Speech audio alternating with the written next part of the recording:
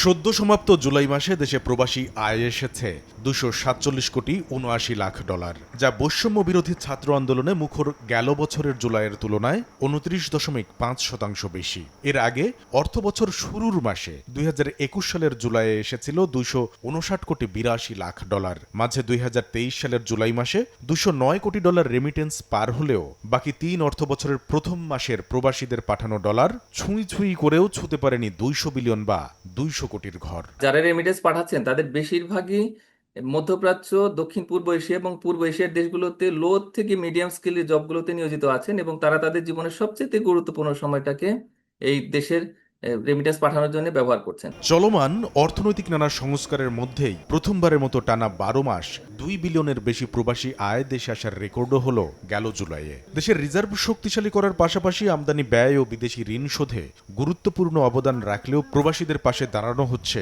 কতটা, এমন প্রশ্ন তুলে তাদের জীবনমান উন্নয়নে রাজনৈতিক প্রতিশ্রুতি দরকার বলে মনে করেন অর্থনীতিবিদরা।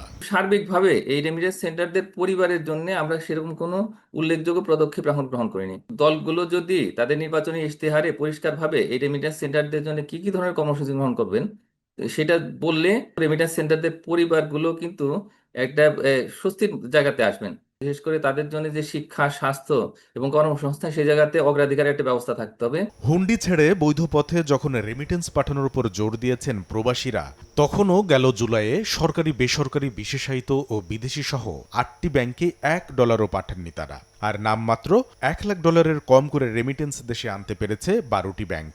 সবচেয়ে বেশি $53,57,00,000 এনেছে ইসলামী ব্যাংক বাংলাদেশ লিমিটেড। পরের অবস্থানে থাকা অগ্রণী এনেছে $24,67,00,000। আর্থিক খাত সংস্কারে চলমান কার্যক্রমের মধ্যে গেল মার্চে রেকর্ড 3.25 বিলিয়নের বেশি রেমিটেন্স দেশে পাঠিয়েছিলেন প্রবাসীরা।